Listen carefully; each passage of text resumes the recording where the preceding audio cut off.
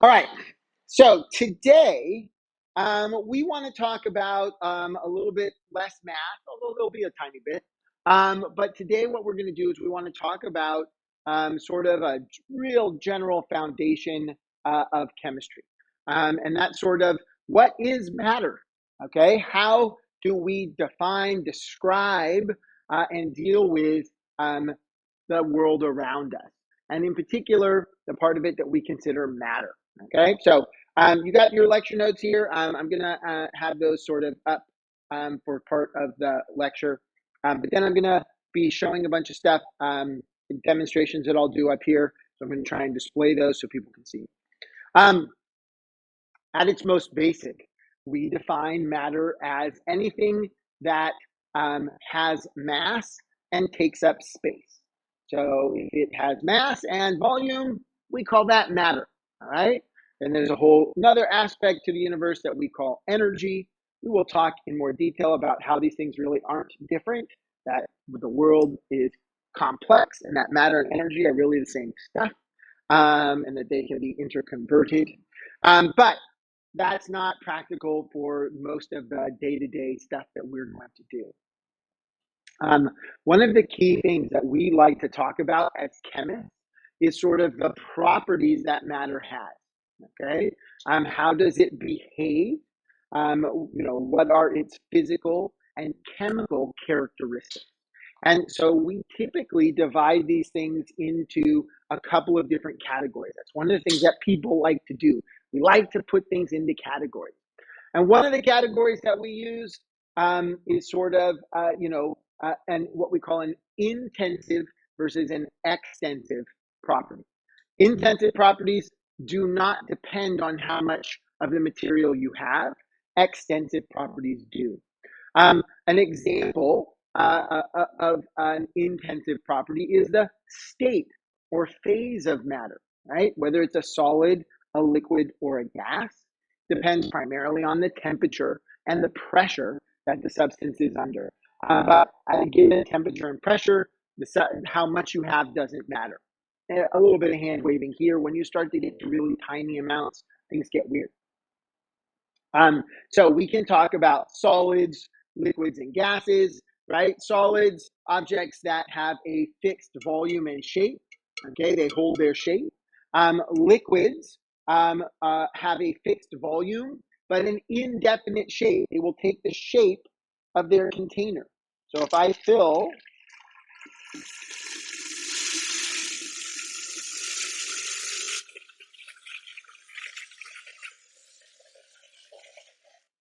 right, the liquid water inside here takes the shape of its container. I could pour it into a different container and it would have the same volume, but it would be a different shape, right? And finally, we talk about gases. Gases are substances that have neither fixed volume nor fixed shape. You can compress them. They will fill their container. So if you change the shape or volume of the container, the gas will take on that shape or volume. Um, there are other phases of matter that are not very commonly experienced by us, or they're certainly not going to be common for the work that we're going to do. We can talk about plasmas, which is where you start to strip off the electrons off of the atoms. And you can talk about Bose-Einstein condensates. These are substances where all of the atoms have condensed into a single quantum state. You get some really weird properties and stuff like that. But neither of those are things that we're going to really talk too much about in this class because they're not things we experience in our everyday lives. We are going to talk about, properties. In particular, we get a lot into chemical properties. How does a substance behave chemically? How does it react? Those kinds of things are going to be important for the work that we're going to do. Okay. Now, I talked a moment ago about these intensive and extensive properties. We said extensive properties, things like the volume or the mass. These are things that change depending on how much you have. If I put more water in here, the water has more mass. It has more volume. Okay, things like that. Intensive properties, things like does it react with water? Does it burn with oxygen gas, right? Those kinds of things are examples of intensive properties, how it reacts with other things. There is another type of intensive property, a super common one that you all have learned and heard about before, called density. Density is the ratio of mass and volume, okay? One of the things I wanted to quickly show you and go through is, hey, how, excuse me, how can I measure the density of an object? This is a question that does occasionally show up on the AP test, and it is one that I like to use on our upcoming quiz test quest, okay? So I want to make sure everybody understands the process. It also will illustrate some of the stuff I was talking about yesterday around the accuracy of the tools that we use, all right? So if we want to calculate the density of this metal rod, I have a metal rod right here, okay? And I want to figure out what its density is. I know that what I need to do is I need to take this metal rod and I need to figure out its mass and I need to figure out its volume so that I could take the ratio of mass over volume to get the density. That's how we define what density is, okay? So mass is pretty straightforward. I can weigh this on a scale, okay? So here I have a scale, and it looks like we can't, let's see. So I can put this on here, and I can get a mass that is 17.4. Remember what we said yesterday, this scale, this one only goes to the tenths place. So this next digit, right, on this first scale, the next digit is a question mark. If I want to figure out what that next digit is, I know that this scale is rounding off, that it could be any number between 17.35 and 17.43. So this digit right here could be anything 0 to 9. And if I want to figure out what that is, I need a better scale. So if I put it on this scale, I get 17.38. All right. But this next digit is a question mark. This scale is rounding off the thousands place, right? It's rounding off at the hundredths. So this number here could be anything between 0 to 9.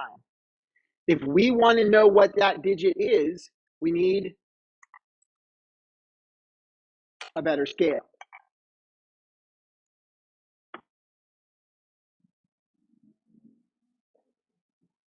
So this scale tells me it's 17 point,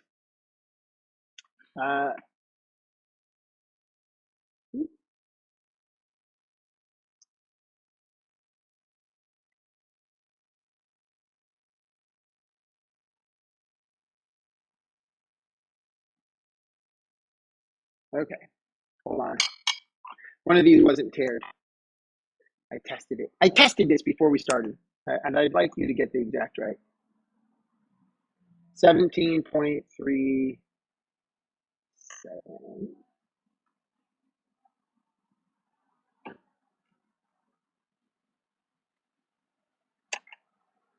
Is this reading off? One of these is off.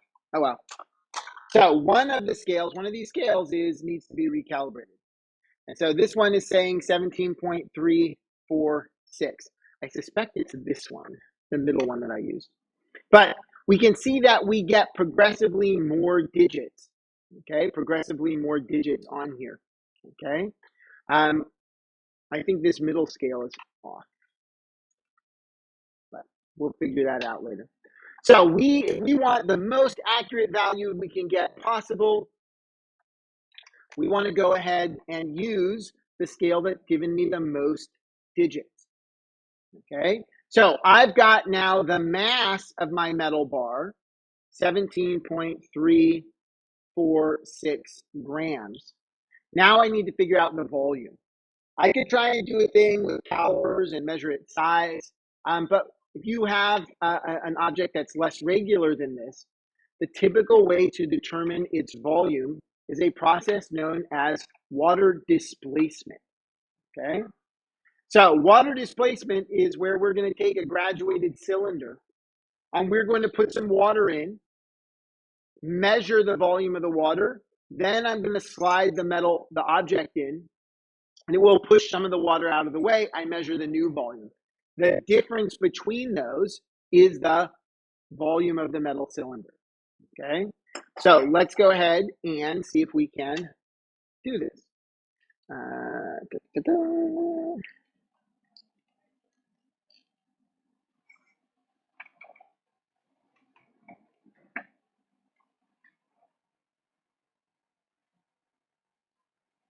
All right, so I'm going to go ahead, put some water in here. It just needs to be enough to cover the object completely. And now what I want to do, I'm actually going to put it a little higher because that'll be easier for us to read.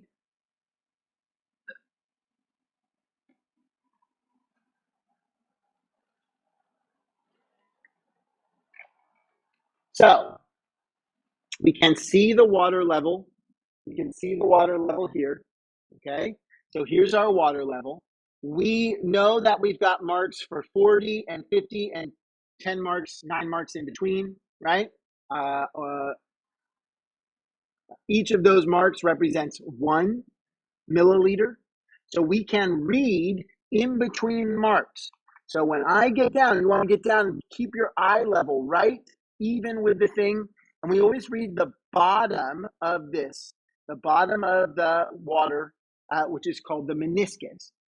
We read the bottom. So here's 45, 46. It's between 46 and 47. I'm going to call that a little bit closer to 46. So I'm going to say our initial volume is 46.3 milliliters. Okay, so I'm reading that as 46.3 milliliters. You know, there's an estimate. This last digit has uncertainty in it. But now I'm going to go ahead and I'm going to take this.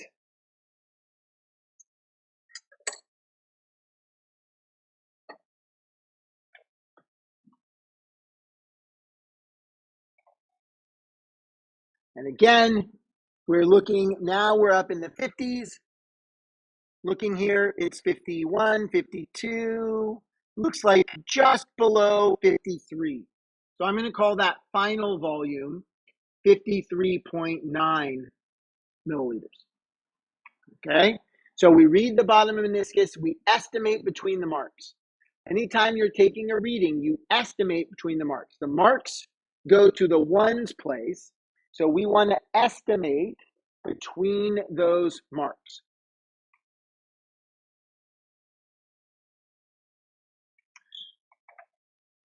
So my final volume, 53.9, my initial volume, 46.3. I subtract, grab our calculator, 53.9 minus 46.3, and we get a value of 7.6. Okay, this is a subtraction problem. So I go to the place value, 7.6 milliliters. Okay, now I can take that and to calculate the density of this object, I'm going to take the mass. We said that was 17.346 grams divided by the volume, 7.6 milliliters, and I can do the math to get the density. Notice because my volume has only got 2 sig figs, my answer, which the calculator says 2.2823684 grams per milliliter, I can actually only go to the tens place here, 2 sig figs versus 5, so 2.3 grams per milliliter.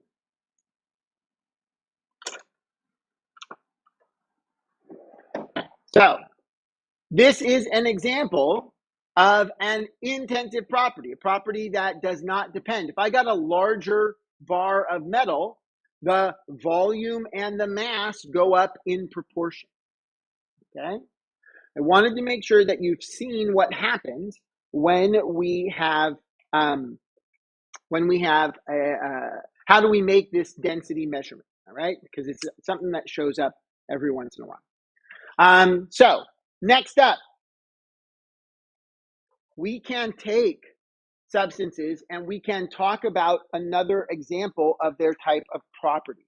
Okay, we classify materials based on are they breakdownable? Can we break them down? Can we simplify, pull them apart?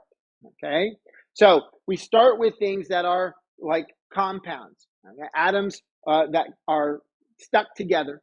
Okay, and we talk about our ability to mix them together. So, for instance, I have a beaker of water.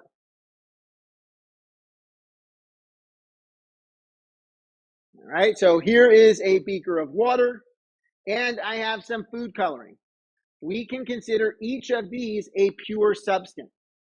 If I want to break down the food coloring or break down the water, I have to use some sort of chemical change. I've got to break bonds. I've got to pull the atoms apart from each other. Otherwise, all the water molecules are the same, and I can mix them. I could mix the food coloring and the water, but it's still food coloring and water. They're just combined physically. The food coloring still has its food coloring. Atoms are hooked together in the same way. Water, still water, hooked together in the same way. We're going to talk in a lot more detail about this bonding and hooking together and stuff in a unit after next. So if I take and put the some food coloring into the water, okay, we can see that the food coloring and the water mix together, all right? And you can see that actually there are parts of the water. I'm going to put another drop in here. Parts of the water have not very much food coloring, and parts of the water have lots. And we can actually sample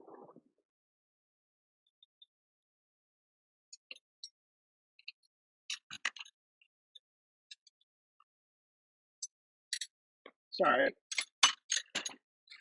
forgot to grab these out.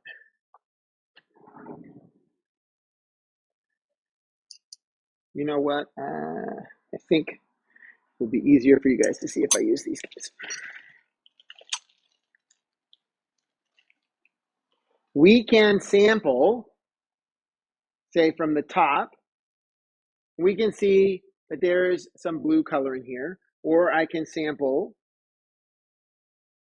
from the bottom, and there's less food coloring or no food coloring. Okay, so we can see the difference. This is what we call a heterogeneous mixture. Hetero means different. The geneous is composition. A heterogeneous mixture has different composition. The amount of food coloring in this case is different depending on where I sample. I can take and use a physical technique.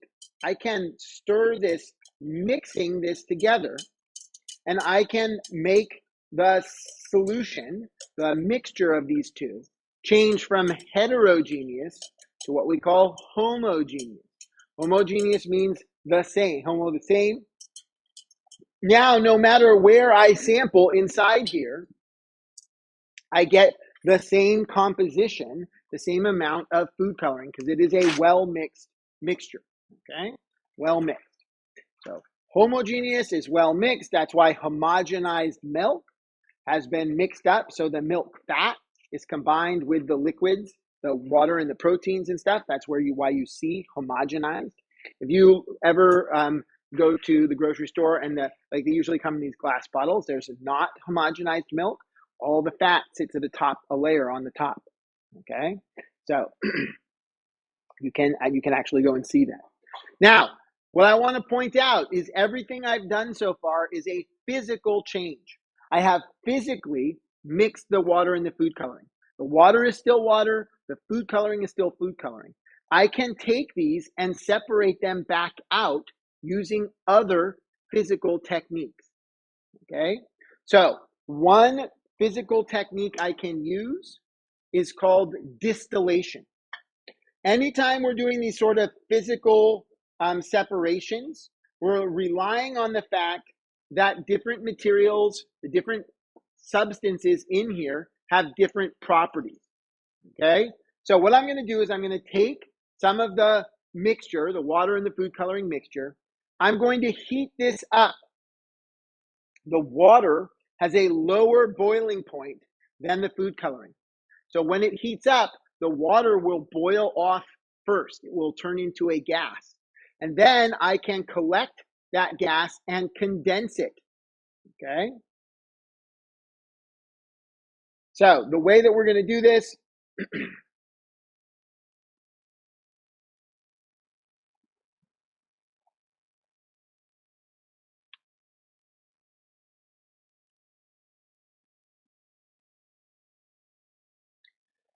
I've got my water and my food coloring in this Erlenmeyer flask. What I'm going to do is I am going to heat it up, and then the gas that's generated, I'm going to pipe it out of that and into this special glass tubing called the condenser. Okay? And what's going to happen is the hot gas is going to come in here, and you see the spiral tube inside. The gas is going to flow through that spiral tube, and we're going to surround it with cold water. So what I'm going to do is I'm going to have cold water piped in through the condenser.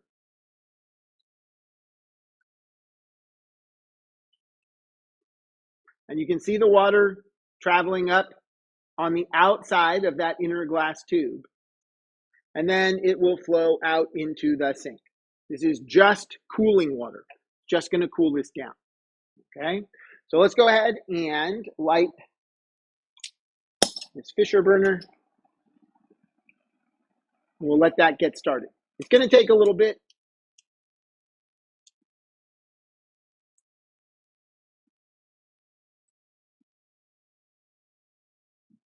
All right.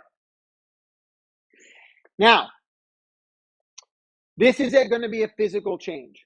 Okay? We're simply changing the liquid water into water vapor. That's still water. They have the same arrangement of atoms. They're hooked together in the same way. Okay? But I can cause chemical changes. Damn it. Yep. Sorry. I was in the middle of demonstration. I'll do it right now.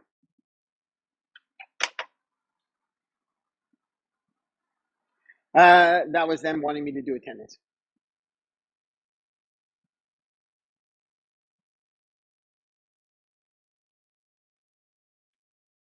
Fortunately, we're all here, so I can just hit the button.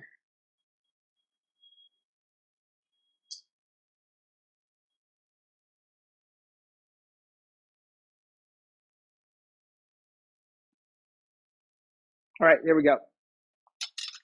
All right. Now, chemical changes involve the atoms rearranging, okay? Hooking together and rearranging. So I want to show you two examples of chemical changes, okay? First one is I want to take some sodium chloride, some salt, and I want to react it with another substance. So I've got some salt here, right? Now, I'm dissolving the salt. The salt is dissolving into this water. That is a physical change. That's just a physical change. Where the solid is turning into separate individual ions, and the salt, sodium, and the chlorine are turning into separate ions. All right? So I'm just going to mix this up real quick.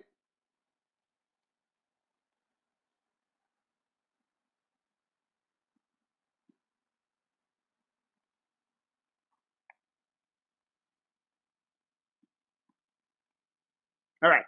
So I've got some salt water here. Now, what I'm going to do to that salt water, I've got sodium and chloride ions in there. I'm going to add a different substance. I'm going to add some silver ions, silver nitrate. The nitrate's not important. It's the silver ions. And the silver ions are very strongly attracted to the chloride ion. So when I add this solution of silver nitrate,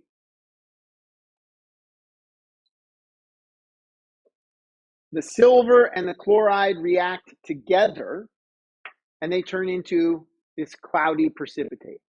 Okay, they turn into this cloudy precipitate. So it went from clear to this milky white, cloudy, solid substance. Okay, this is a mixture. I've got like solid particles of silver chloride, and I have silver nitrate ions and things like that. I can separate these things back out using other types of physical changes. Okay, so chemical change, the combination of the silver and the chloride, they're stuck together as a solid. That I cannot easily undo. I would have to do some other chemical changes. I'd have to add more chemicals, use electricity, do something. Okay, but if I simply want to separate out the solid from the liquid, I can do that using a filtration, a gravimetric filtration. So filtration based on gravity. I could take a piece of filter paper. I can take this piece of filter paper and I can get that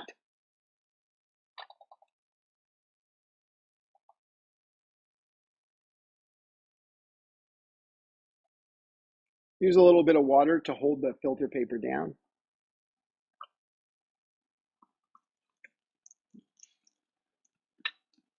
So now we got this boiling over here. We should start to see some action on the other end pretty quick.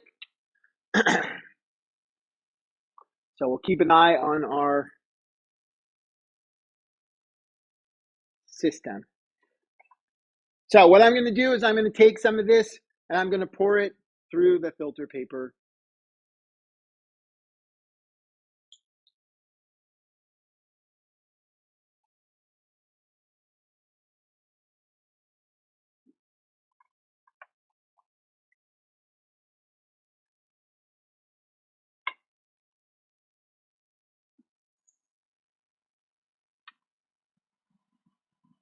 Again, a physical separation, a physical change.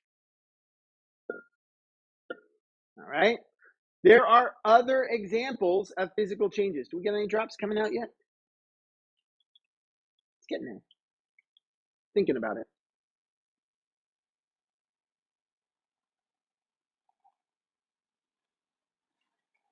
Oh, oh. Here it goes. Boink.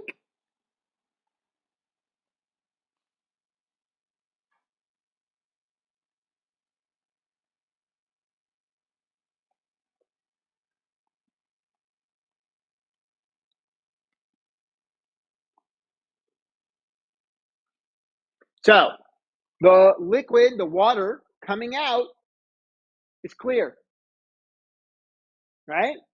So what we're putting in is blue. So what's happening is the blue food coloring is not vaporizing. It's not turning into a gas. And the water is. Okay? The water, as a vapor, travels through the tube, goes into the condenser, and comes out. So this is an example of a physical separation. The water is still water. The food coloring, blue food coloring is still blue food coloring. All right? There are other types of physical separations we could do. We've got this filtration happening here. Okay? I've got this cloudy mixture going into the filter paper. And again, the liquid coming out the end, coming out clear. Okay? This liquid that's coming out is clear. Much clearer than the cloudy, milky white stuff going in. okay? How clear it is depends on the size of the pores in the filter paper and all kinds of fun stuff like that. All right, I'm going to turn that off because I want to do another demonstration here. Okay, now I want to show you a final type of separation technique. And so what I'm going to do is I have a little bit of food coloring. So this is what I did was I mixed up some red and blue food coloring. Okay, I mixed them together. And I am going to just add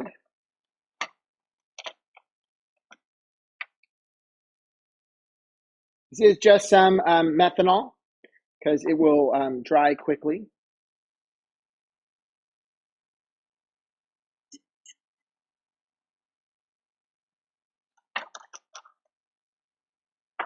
I'm going to take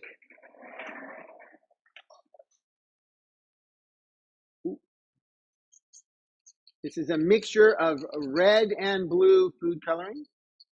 Get that kind of purpley color. What I'm going to do is I've got this special piece of paper. It's called chromatography paper. All right. And I am going to put a dot of this mixture. This is a mixture of red and blue food coloring, right? And what I want to do is I want to take that mixture and I want to separate it back out. Every separation that we're doing is dependent upon the two substances having different properties. Okay, the two substances having different properties.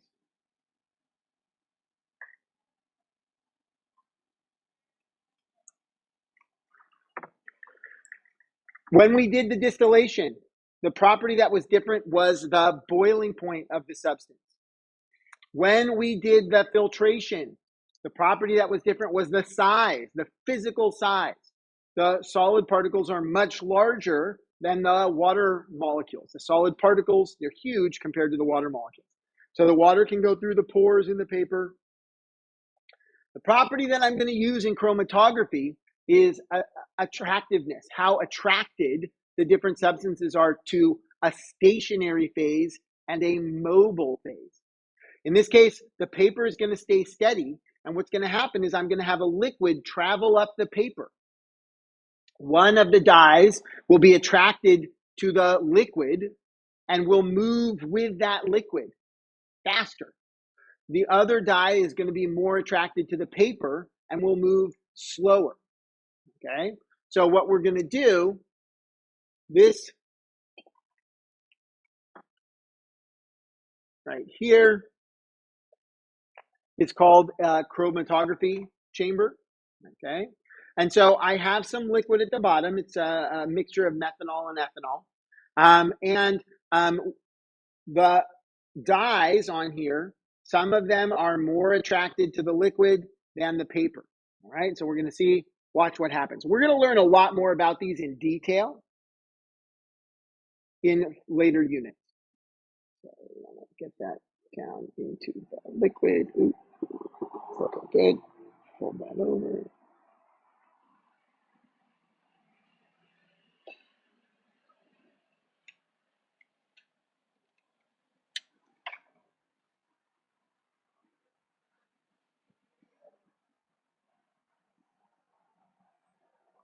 All right, we're going to let that go.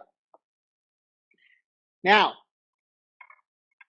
I have one more example of a chemical change that I want to show you guys. One more example of a chemical change that I want to show you, because that's going to take a little while. You can keep an eye on it while it's going. My last example, the last chemical change thing I want to show you guys is another reaction, this time with the silver nitrate again.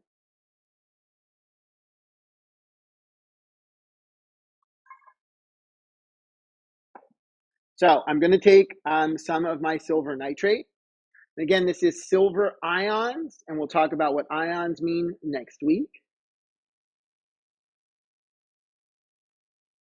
So I've got silver ions and nitrate ions, and I am going to add in a piece of copper metal.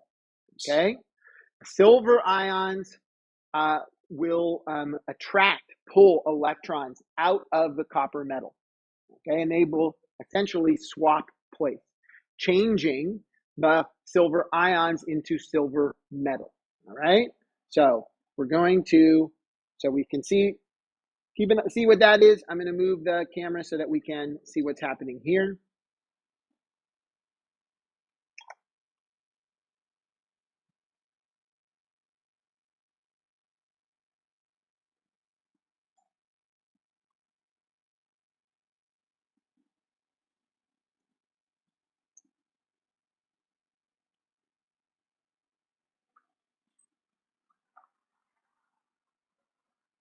Maybe I should, what if I turn that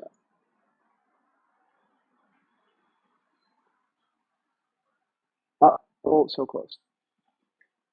Oops.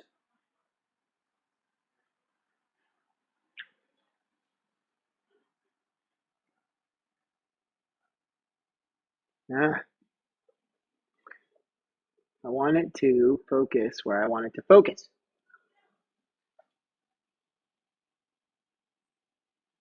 So close.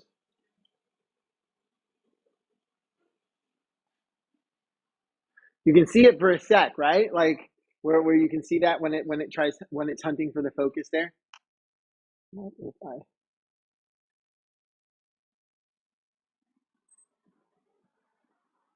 want to see if I can get it to grab the edge here. We'll keep an eye on it.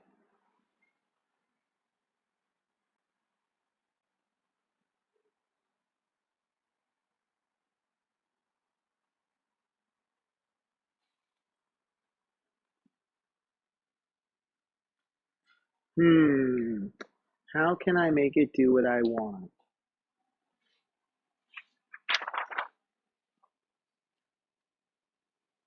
Let's try this.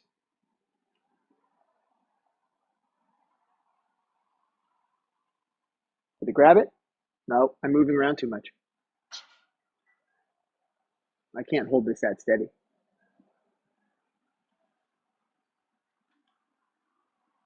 Yeah, there we go. We did it. Yay. So what's happening here is we actually have crystals of silver. The silver ions have bumped into the copper metal, and they are literally turning into solid. And what you see here are these whiskers, these little crystals of silver coming out of the solution, changing from an ion to a solid. And the copper metal is going the other direction. And you know what? We can actually see that really clearly if we look at the top. You see this blue color? The blue color that's forming in the solution? That is copper ions. Copper ions have this classic blue color, okay? So the copper is actually going into the solution and changing its color here, okay? Now, the chromatography thing that we're doing is going to take a little while, but I have an example that I did last period, okay? So this is going to keep changing, and the liquid has traveled up the surface of the paper. And you can see that we have a big giant blue blob and a big red pink blob. And this started as a tiny dot of red and blue mixed together. I have physically pulled them apart. Physical change, separation based on attraction. Okay? And we're going to learn all about what causes that attraction in a couple of different units. The blue was more attracted to the liquid. It traveled up the paper with the liquid faster than the red pink did. The red pink was more attracted to the paper. Okay? So this is going to keep going. We'll watch it. We'll watch these crystals grow. We have about 10 or 15 minutes left, but those are all the cool sort of things I wanted to show you. Examples of chemical and physical change. Different types of separation we went through. We did distillation, which is a separation based on boiling point. We did filtration or gravimetric filtration, separation based on particle size. And we did chromatography, which is a separation based on attractiveness property called polarity, but the attractiveness to a mobile or a stationary phase. Okay, we're going to see several more examples of this chromatography. It's a super important analytical chemistry technique that shows up on the AP test with some regularity. So we'll talk about that more as we go through the year. There is an active chemistry assignment to go through and work on for these things about physical and chemical changes, about different types of separation techniques and things like that. So you can go ahead and pull that out and get a start on that active chemistry assignment for today. You got about 10 minutes to work on that.